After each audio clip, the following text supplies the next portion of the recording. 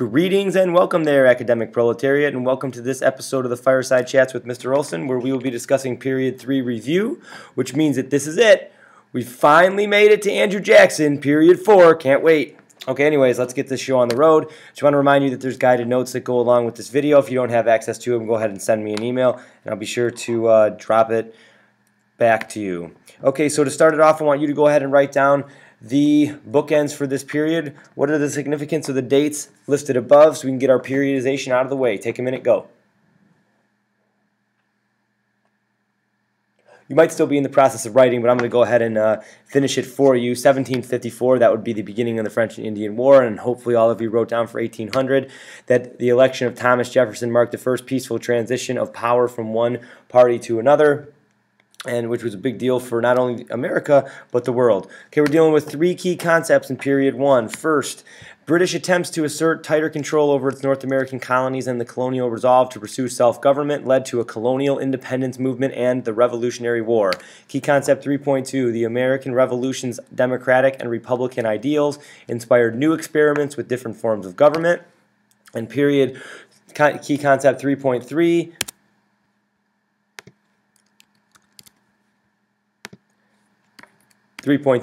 migration within North America and competition over resources, boundaries, and trade intensified conflicts among peoples and nations. So we'll go ahead and get it started with key concept 3.1. British attempts to assert tighter control over its North American colonies and the colonial resolve to pursue self-government led to a colonial independence movement and the Revolutionary War. Go ahead and take that key concept and write it in English. Go ahead.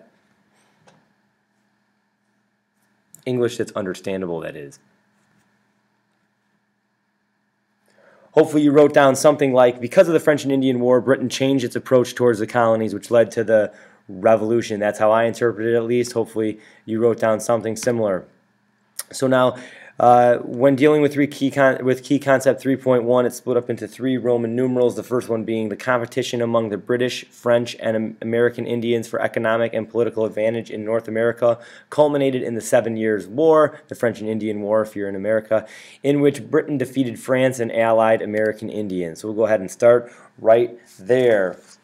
The French and Indian War lasted 9 years, from 1754 to 1763, sometimes known as the 7 Years' War in Europe. Its causes were mainly because of wars that were occurring on the continent, and by the continent I mean Europe, and also mercantilist endeavors.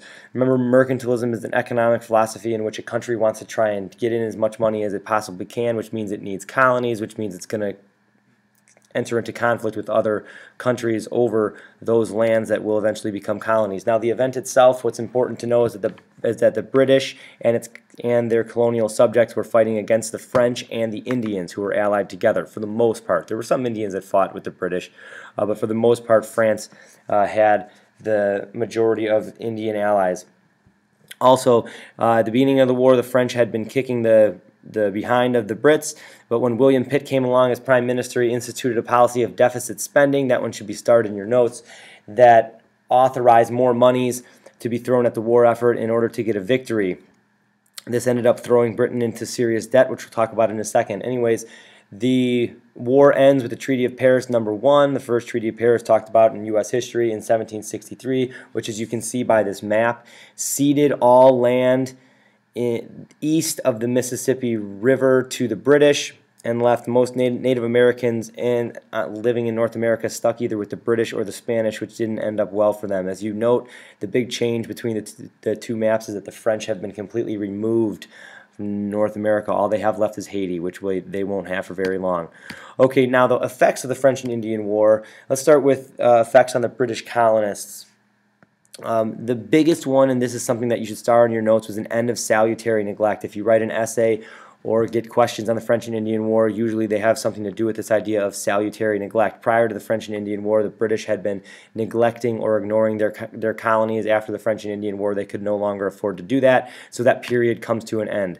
Britain starts to impose control over its colonies, most notably with the Proclamation Line of 1763, illustrated by this map to the right. This red line is the Proclamation Line. It basically told the colonists that they could not cross that line for fear of provoking war or conflict with the Native Americans. The British didn't want to have to pay for another war, so they told the colonies that they couldn't move. Did the colonies listen? No, because they're colonies, and do they listen to anything? No, they had just fought a war over being able to settle that land. They are not going to listen.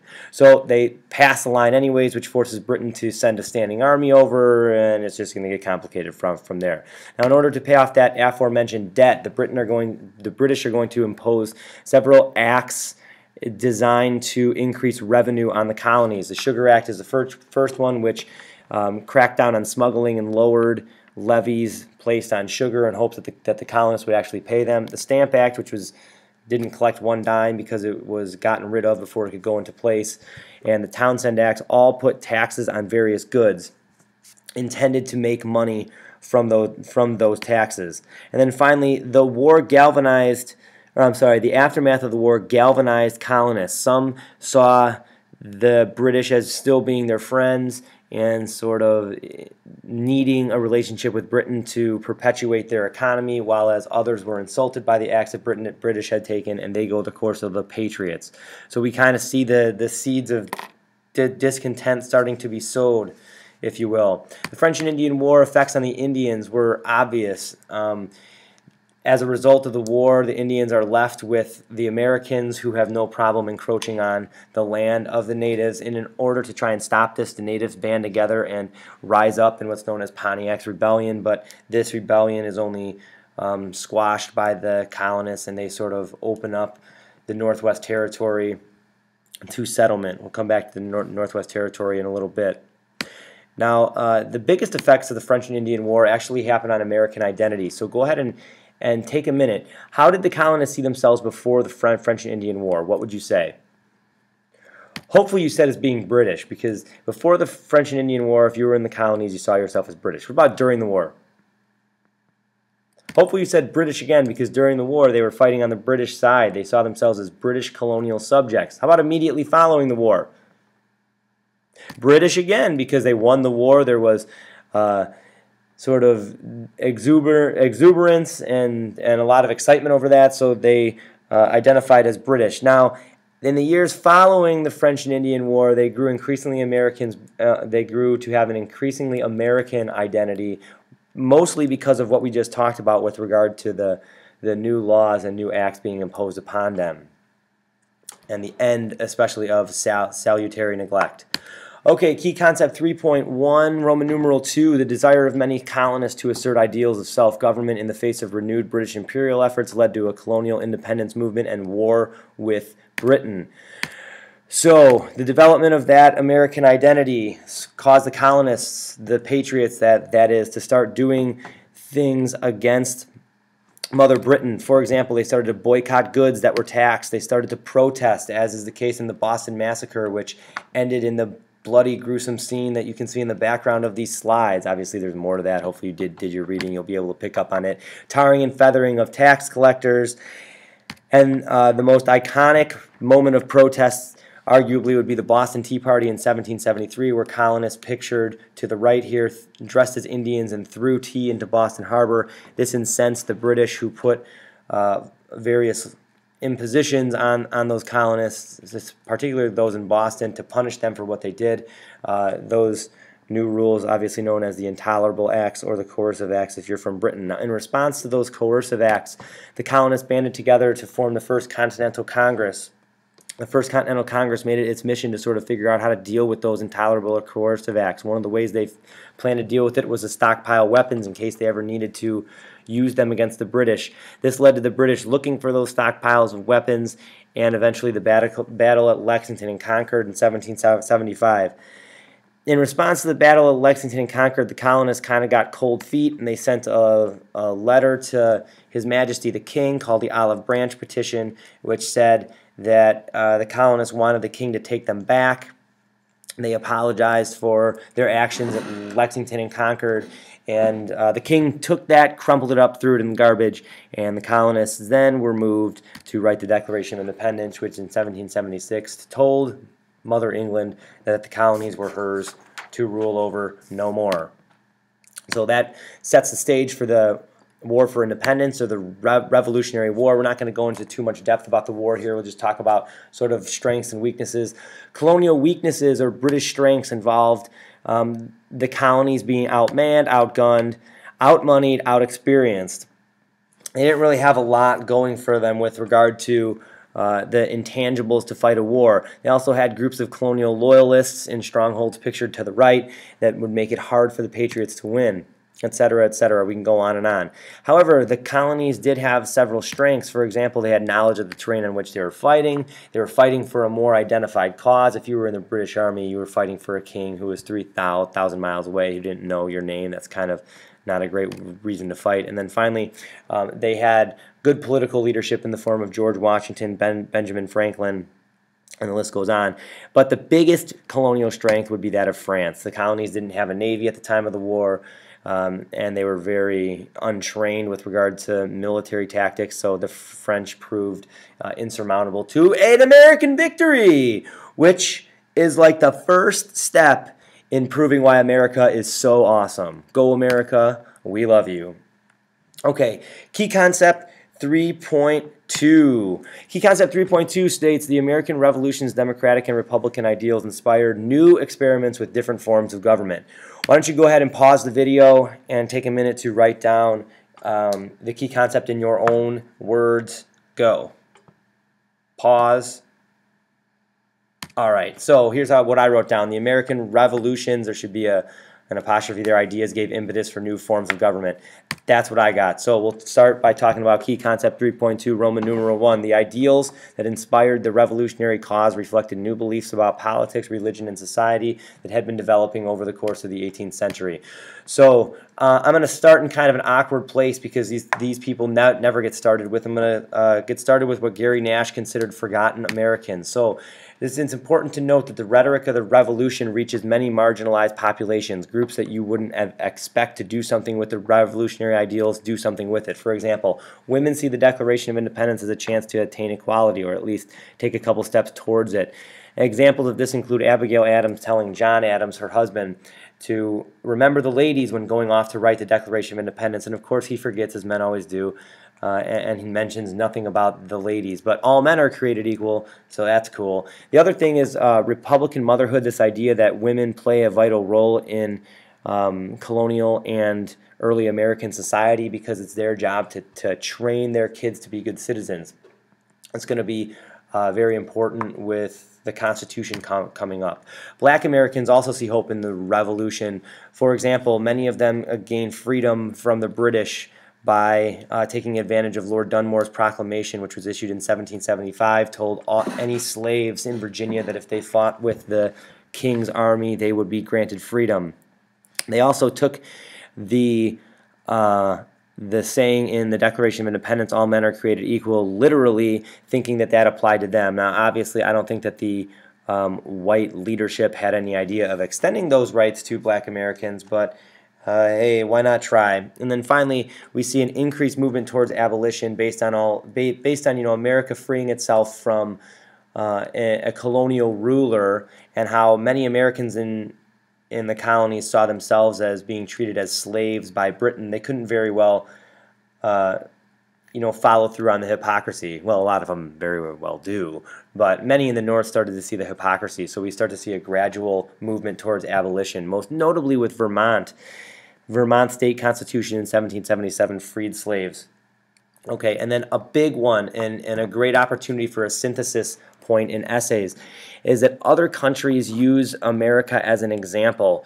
So, for example, France, Haiti, other Latin American countries pictured to the right that gained their independence shortly after the American Revolutionary War use America and America's rhetoric, America's ideas as examples, and they use it as a inspiration to seek their own independence. Latin American countries, obviously, most of them getting their independence from Spain. Okay, that's going to bring us to key concept 3.2, Roman numeral 2. After declaring independence, American political leaders created new constitutions and declarations of rights that articulated the role of the state and federal governments while protecting individual liberties and limiting both centralized power and excessive popular influence.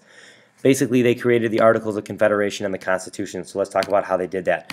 So the big question after the war was over during the critical period was what to do about a government. Now, the Enlightenment told colonists and now Americans that people should be involved in the political process. Thomas Paine's Common Sense, an influential document, one that you need to know, stressed self-government. The First Great Awakening challenged traditional authority. Many people were mad at the king. It led to anti-monarchy. All of these things led to people in America stressing, challenging traditional norms, one of that being a king-type government or a monarchy. So the first government that they drop is called the Articles of Confederation, which has one strength. I'm going to start there because nobody ever does, and that's the organization of Western land with the Northwest Ordinance. We'll come back and talk about that in a second. But the Articles of Confederation suffered from several weaknesses, including a very, very little amount of centralized power, no power to tax, small military, difficult to amend, difficult to pass laws, difficult to control interstate commerce, difficult to control currency, and the list goes on and on and on and on and on. Now, all of these problems, of course, resulted in Shays' Rebellion, which was a crisis of indebted farmers in western Massachusetts that led a lot of rich people in America to get scared. So when rich people get scared, something usually gets done, and that's why we have ourselves a constitutional convention. Eventually.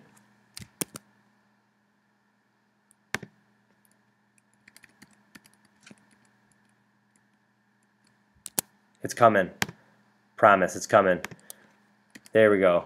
Okay, so the Articles of Confederation lead to the Constitution of the United States, ratified in 1788, put in place in 1789 when George Washington becomes the first president. In the process of being ratified, there is a series of essays written by John Jay, Alexander Hamilton, and James Madison called the Federalist Papers. These are always asked about and confuse a lot of students, so it's in your benefit to know what they are.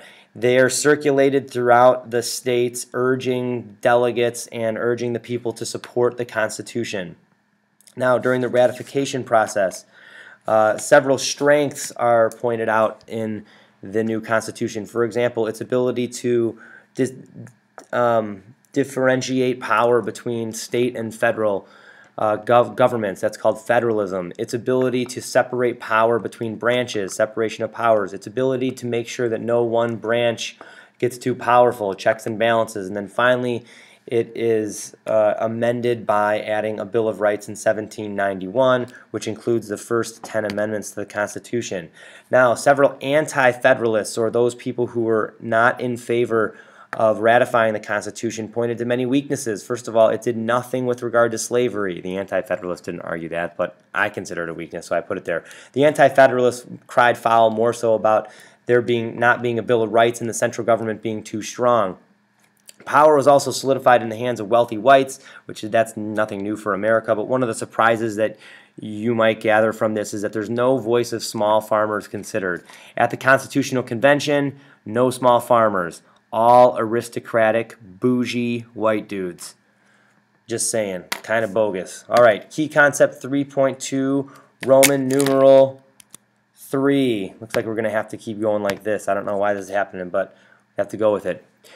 3.2, Roman numeral 3 says, new forms of national culture and political institutions developed in the United States alongside continued regional variations and differences over economic, political, social, and foreign policy issues. So, to start there, let's talk about the impact of George Washington as president and as a statement of precedent. For example, he institutes the first presidential cabinet, says nothing in the Constitution about a cabinet. He just does so, and it's kind of a smart move because his cabinet is pretty boss. His handling of the Whiskey Rebellion in 1794, where farmers in western Pennsylvania, angry about an excise tax placed on whiskey that's going to hurt their ability to sell grain, George Washington handles this masterfully. So he marches an army out and basically tells the farmers that if they have a problem with the government, it's no longer okay for them to just flat out rebel, but they need to sort of follow the procedures with having an issue with the government. They contact a congressperson, that congressperson deals with it, so no more flat out rebellions anymore. His proclamation of neutrality in the face of a British and French war showed that he had incredible insight with regard to foreign policy. Now, getting both sides mad at you either way, he was sort of going to be stuck between a rock and a hard place.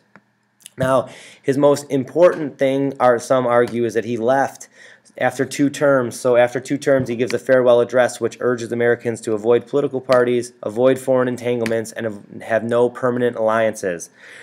Now, the last 2 bullets here guide foreign policy for more than 100 years after George Washington has left. That's going to be important for us to remember as the year goes on. But one thing that you need to know now, just for life, is that Americans really sucked at following George Washington's rules. Okay, anyways, let's move on now to the Constitution encouraging new voices for national identity. Because of the Constitution being intentionally vague and its elastic clause, or the necessary and proper clause, we see the emergence of political parties characterized by the 2 dudes pictured in the bottom right-hand corner, Thomas Jefferson and Alexander Hamilton, whose constituencies are the Republicans and the Federalists, respectively. And those are, you can visit my video on Jefferson and Hamilton to get more about them.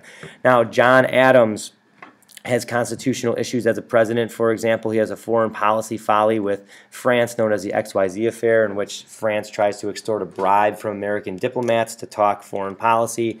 And then finally, the Alien and Sedition Acts, in which John Adams tries to shut his Republican opponents up by telling them you can't talk bad about the government. You, John Adams, can't pass that law, so several people speak out against John Adams, and he kind of goes down in flames as a president, serving only 1 term. Other contributions to the emergence of national identities or identities throughout America. The expansion of slavery in the late 1790s as a result of the invention of the cotton gin begins to create a regional identity of those in the South, one that's tied to slavery. And then, as we said before, women start to forge an identity based on Republican motherhood and that they have a vested interest in the country. Okay, so we're going to go ahead and move on to key concept 3.3, migration within North America and competition over resources, boundaries, and trade, intensified conflicts among peoples and nations. Go ahead and take a moment to write key concept 3.3 in your own words. Pause me. Okay, I know that it was already there. Sorry for the lack of a transition, but I interpreted this key concept to say migration and competition cause conflicts between America and other people. Now, key concept 3.3, Roman numeral 1. In the decades after American independence, interactions among different groups resulted in competition for resources, shifting alliances, and cultural blending. One of the most prime examples of this sort of interaction among different groups and cultural blending can be seen with the Northwest Ordinance of 1787. This was the one highlighting achievement of the Articles of Confederation. It set up a procedure for admitting new states into the Union. It outlawed slavery in the Northwest Territory, and it encouraged increased westward migration. So this is going to facilitate more and more westward migration, which is going to facilitate competition and shifting alliances within the American borders. In addition to that, American control of North America spawned even more westward migration as a result of the Treaty of Paris #2 that ended the Revolutionary War. America got all the land east of the Mississippi River, and because of that, they were able to settle all of it, and they didn't let anything stop them. So the people who moved further west were known as frontiersmen, and as people moved further west, they obviously came into increased conflict with the Native Americans. This is seen at the Battle of Fallen Timbers in 1794 and the subsequent Treaty of Greenville, in which Native Americans cede or turn over land in Ohio and Indiana to the settlers. The Treaty of Greenville is pictured down here in the right-hand corner. As you can see, the natives pleading with whites who have no intention of cooperating with them. And so, key concept 3.3, Roman numeral 2, last one, the continued presence of European powers in North America challenged the United States to find ways to safeguard its borders, maintain neutral trading rights, and promote its economic interests. Best examples of this are George Washington's aforementioned neutrality pledge in the French and British War that resulted from the French Revolution, but closer to home, conflicts with Spain and Britain arose within the borders. Jay's Treaty was an attempt to expel British soldiers from the Northwest Territory. They hadn't left after the Revolution. They were still kind of hanging out, and this was America's plea with Britain to remove them. Britain says they will, but they really don't remove them. And that'll lead to a war down the road, which we'll talk about later. A much more successful foreign policy initiative was Pinckney's Treaty in 1795, which Spain granted America access to the Mississippi River, which opened up that Northwest Territory for more easily farming and using those or taking those goods down the Mississippi River. So that brings it to a close. That's it. If you have any questions, go ahead and ask. Otherwise, peace.